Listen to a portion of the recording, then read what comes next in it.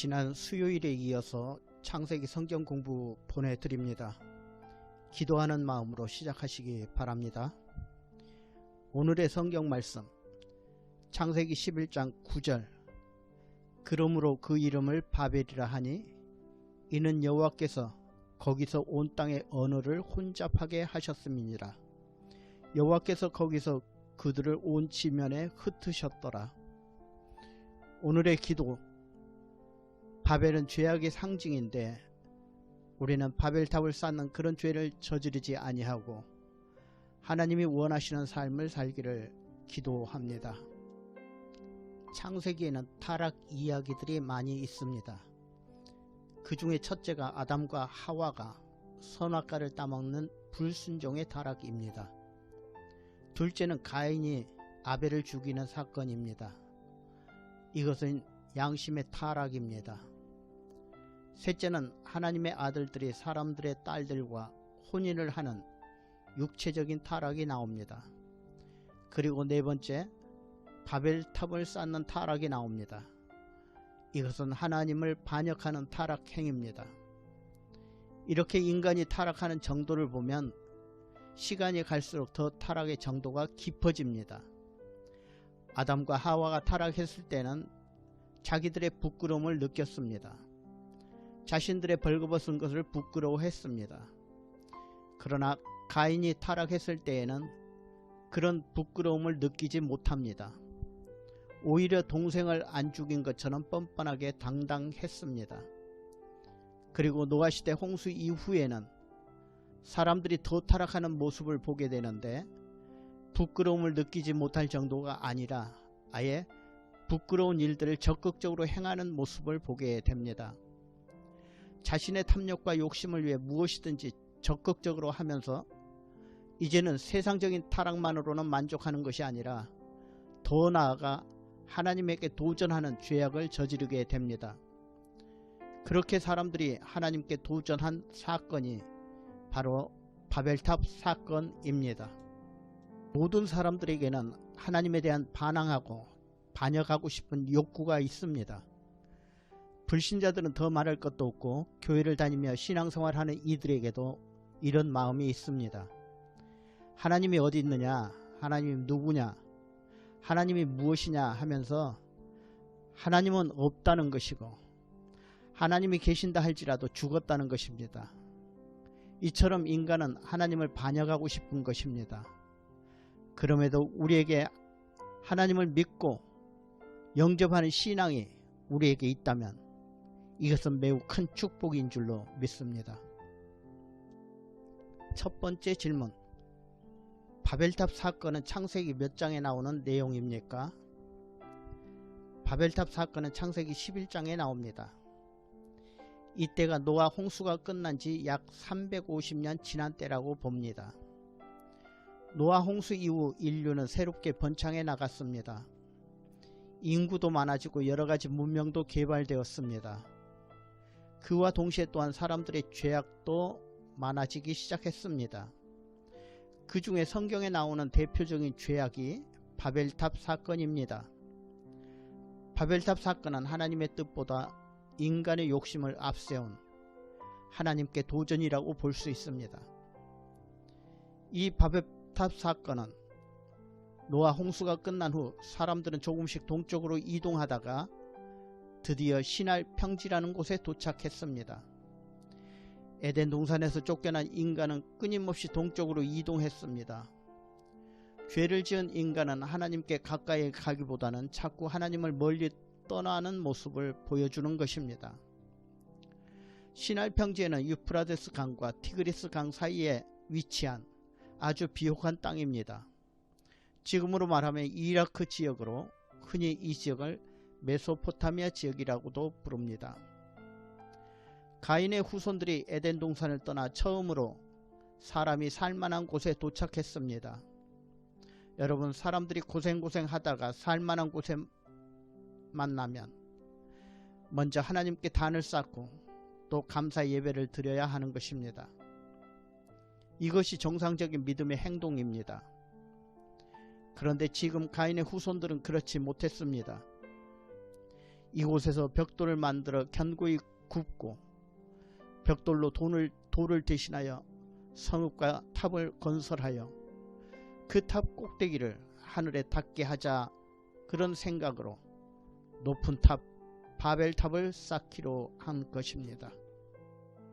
두 번째 질문. 사람들이 왜 바벨탑을 쌓았다고 보십니까? 바벨탑을 쌓은 그들의 목적이 무엇이라고 생각하십니까? 바벨탑 사건은 인간이 하나님이 계신 하늘까지 탑을 쌓으려고 하는 교만이었습니다. 마치 인간이 하나님처럼 되려고 했던 사건이라 볼 수 있습니다. 천사장 루시퍼가 하나님처럼 되려고 하다가 망했고, 아담과 하와가 하나님처럼 되려고 선악과를 따먹고 죄를 지었습니다. 그런데 사람들이 서로 뭉쳐 이제는 하나님께 도전하며 하나님 위치까지 올라가려고 했던 사건이 바벨탑 사건이라 보시면 됩니다. 이 사건은 인간이 편하게 살기 위한 목적이 아니었습니다.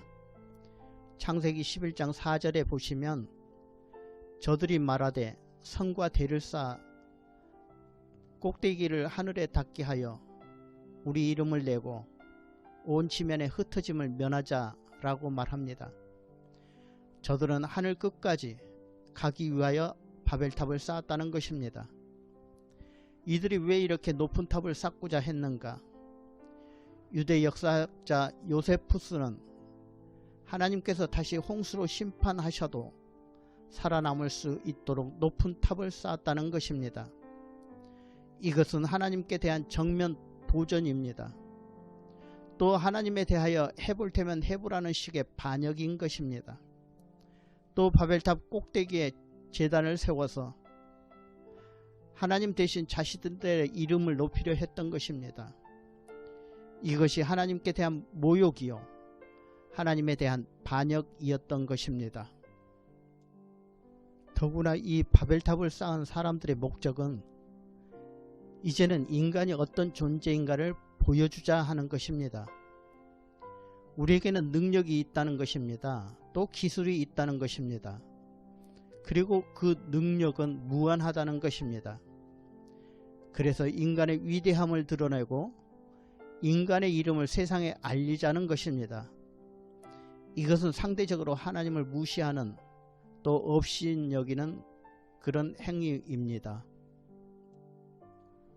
세 번째 질문. 이렇게 하나님을 모독하고 반역하는 일인 바벨탑을 누가 주동했을까 하는 것입니다. 성경에 니므롯이란 사람이 나오는데 니므롯은 어떤 사람인가? 창세기 11장에는 누가 바벨탑을 주동해서 쌓았는지 그 이름이 나오지는 않습니다만 창세기 10장에 보시면 노아의 4대 손자인 니므롯이 이 일을 주동했다고 볼 수 있습니다. 창세기 10장 8절에 보면 구스가 또 니므롯을 낳았으니 그는 세상의 용사라. 니므롯은 노아의 둘째 아들 함의 손자 즉 구스의 아들로 그 시대의 영웅이었습니다. 노아 홍수 후 인구가 증가하면서 많은 사람들이 그를 따랐는데 그들을 이끌고 시날 평지로 이동했던 것입니다. 그들은 그곳에 모여 도시를 형성하고 인간 왕국을 건설하려고 했던 것입니다. 이 니므롯이라는 사람이 나라를 세웠는데 시날 땅에 세웠습니다. 아마 시날을 다스리는 그러한 왕이었을 것입니다. 니므롯은 곧 큰 제국을 이루었습니다. 그가 건설한 나라는 바벨론과 그 주변을 통일한 광대한 나라였습니다. 그는 니느웨의 큰 성을 건축했습니다. 그래서 지금까지 가져보지 못한 큰 권력을 가지게 되었을 것입니다. 그래서 아마 하나님처럼 높은 자리에 오르고 싶었을 것입니다. 또 자기 이름을 드러내고 싶었을 것입니다. 마침 당시에 벽돌을 만들어냈다는 것입니다. 벽돌을 만들게 되므로 누구든지 집을 견고하게 지을 수 있게 되었습니다. 벽돌을 만든 후에는 그릇도 항아리도 만들었을 것입니다. 아무것도 없던 시대에 흙으로 무엇을 만들어 사용했다는 것은 위대한 인간의 기적이라고 말할 수 있습니다. 리므롯은 이들이 가진 기술로 하늘까지 닿는 탑을 쌓기로 하는 것입니다. 인간이 편하게 살기 위해서가 아니었습니다. 탑을 높게 쌓아서 하나님을 만나기 위한 것도 아니었습니다. 탑을 쌓은 이유는 하나님을 대적하고 하나님께 반항하기 위해서였습니다. 이것이 하나님에 대한 불신이었습니다. 앞으로 마지막 때에 나타나는 징조도 온 세상을 통일하고 하나님을 대적하는 자가 나타날 것인데 그 모형이 리므롯입니다. 세계를 하나로 통일하는 일들이 오늘날에도 나타나는 것을 보면 확실히 마지막 때라는 것을 실감하게 되는 것입니다. 네 번째 질문. 하나님께서 저들의 반역을 보고만 계시지 않으셨습니다. 그래서 저들에게 취하신 조치가 무엇이며 결국 하나님께서는 어떻게 심판하셨습니까? 하나님은 그들이 한 언어로 뭉쳐 하나님을 대적하는 것을 참아 보실 수가 없었습니다. 그래서 그들을 사방으로 흩어버리십니다. 바벨탑도 무너지고 공사가 중단되었을 것입니다. 이때부터 언어가 달라져서 민족마다 소통이 어렵게 된 것입니다.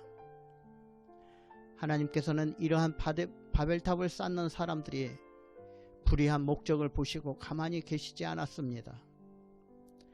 그래서 창세기 11장 5절에 보시면 여호와께서 인생들의 쌓은 성과 대를 보시려고 강림하셨다라고 나옵니다. 바벨탑을 쌓는 일은 심각했습니다. 다시 사람들이 또 죄의 길로 들어서면서 노아시대 홍수 이전으로 돌아갈 수도 있었습니다. 그래서 바벨탑을 쌓는 일을 막으셔야 하셨습니다. 다시는 물로 인류를 심판하지 않겠다고 약속하셨기 때문에 어떻게 심판하실까 고민하시다가 그 심판이 언어의 혼잡, 즉 언어의 분열로 주어졌습니다. 창세기 11장 6절을 함께 읽어보시겠습니다. 여호와께서 가라사대 이 무리가 한 족속이요 언어도 하나이므로 이같이 시작하였으니 이후에는 그 경영하는 일을 금지할 수 없으리로다 하시고 갑자기 말이 통하지 않게 하셨습니다. 언어가 통하지 않자 더 이상 함께 할 수가 없었던 것입니다. 그래서 말이 통하는 사람들끼리 서로 모이고 흩어지는 일이 이루어졌던 것입니다. 왜 이 지구상에 수많은 언어가 존재하느냐? 성경은 그것이 바벨탑 사건 때문이라고 말하고 있습니다. 지금 지구촌에는 약 6,600개의 언어가 있다고 합니다. 언어가 다르다는 것은 참 불편합니다. 이 세상에 언어가 많아 우리는 많은 고생을 합니다. 영어 배우느라고 고생하고 일본어 배우시느라고 고생합니다. 미국에 일찍 오신 분들은 또 한국말 배우시느라고 고생하는 것도 봤습니다. 그러나 여러분, 영어 잘 못하고 일본어 잘 못해도 너무 염려할 필요 없을 것입니다. 오늘 성경에 보시면 바벨탑 사건으로 이 세상의 언어가 나누어졌습니다만 하나님께서는 그 언어를 다시 통일해 주셨습니다. 그것이 바로 오순절 다락방에서 성령이 임하신 성령의 역사입니다. 사람들이 성령의 충만함을 받고 새로운 말을 하기 시작했습니다. 방언과 외국어와 천국의 말을 하기 시작한 것입니다. 이 세상에는 여러 가지 말이 있습니다만 여러분, 저 천국에서는 언어와 말이 하나일 것입니다. 아마 우리 모두는 천국말을 자동으로 하게 될 것입니다. 영어 때문에 고생하시는 분들 기왕에 영어도 잘하시기 바랍니다만 영어만큼 믿음 생활도 잘 하셔서 천국에서 편안하게 천국말 하면서 사셨으면 좋겠습니다. 다섯 번째 질문. 바벨탑 사건을 통해서 우리가 배울 수 있는 교훈이 무엇이라고 생각하십니까? 첫째, 인간의 헛된 꿈은 무산된다는 것을 배울 수가 있습니다. 바벨탑을 쌓은 사람들은 그 탑 꼭대기를 하늘에 닿게 하여 자기들의 이름을 내고 온 지변에 흩어짐을 면하려고 했습니다. 그러나 그렇게 되지 못했습니다. 자신들은 인간의 위대함을 보여주고자 했으나 그 꿈은 무산되고 말았던 것입니다. 하나님 없이 자기들끼리만 의논하고 자기들끼리만 꿈을 세운 인간 중심의 일은 어떤 일이든지 제대로 될 수 없다는 것입니다. 하나님을 배제시킨 채 인간 스스로 세운 것들은 모두 몰락한다는 것을 우리는 배워야 할 것입니다. 둘째, 인간의 교만과 욕심은 반드시 꺾인다는 사실을 배울 수 있습니다. 인간의 교만은 끝이 없습니다. 니므롯은 큰 제국을 이루었습니다.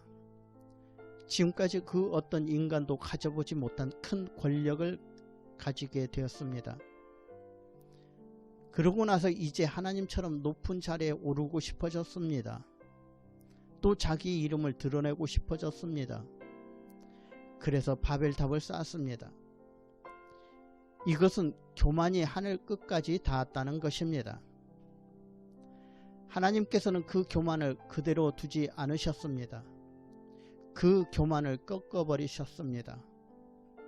바벨탑을 무너뜨리고 니므롯의 이름을 폭군으로 만드셨습니다. 지금도 니므롯 하면 교만한 사람의 대명사가 되었습니다. 여러분, 인간의 교만과 욕심은 반드시 꺾이게 되어 있습니다. 자기 스스로 드러낸 이름은 반드시 무너지게 되어 있습니다. 교만은 패망의 선봉입니다. 저와 여러분은 바벨탑 사건을 공부하시면서 절대 교만한 인간, 욕심 많은 인간이 되지 말아야 할 것입니다. 셋째, 인간의 모든 일에 대해 반드시 심판을 받는다는 사실을 우리는 아셔야 합니다. 좋은 일이든지 나쁜 일이든지 인간은 하나님 앞에 심판이 있습니다. 이 심판은 죽은 다음에 있을 수도 있고 현실에서 일어날 수도 있습니다. 하나님께 잘못한 것은 분명히 드러난다는 것입니다. 저와 여러분은 이런 심판을 생각하시면서 정말 두려움과 경외함으로 살아야 할 것입니다. 또 항상 하나님의 말씀에 순종하면서 하나님의 뜻에 따라 살아야 할 것입니다. 그 길이 복된 길이고 그렇게 하는 사람이 신앙의 사람이 되는 것입니다. 여섯 번째 질문, 현대인들에게 있어서 하나님을 대적하는 바벨탑은 무엇이라고 생각하십니까? 현대인들에게도 바벨탑이 있는데 여러 가지가 있을 수 있습니다. 하나님을 불신하고 하나님을 대적하는 모든 것들이 다 오늘날 우리의 바벨탑이라고 볼 수 있습니다. 그 중에서 몇 가지 예를 들자면 우리의 고집, 이것이 오늘날 우리의 바벨탑입니다. 내 뜻대로만 하려고 하는 것, 자기의 생각대로 밀고 나가려고 하는 것, 현대인을 망하게 하는 바벨탑입니다. 두 번째, 인본주의입니다. 인간이 무엇이든지 할 수 있다고 생각하는 것, 그 인본주의 역시 현대인들이 가지고 있는 바벨탑입니다. 세 번째는 잘난 체 하는 우리의 지식과 학문이 바벨탑입니다. 네 번째는 명예에 목을 메어 사는 우리의 모습, 습관, 이것도 우리가 무너뜨려야 할 바벨탑입니다. 다섯 번째, 이단 사상도 무서운 바벨탑 중에 하나입니다.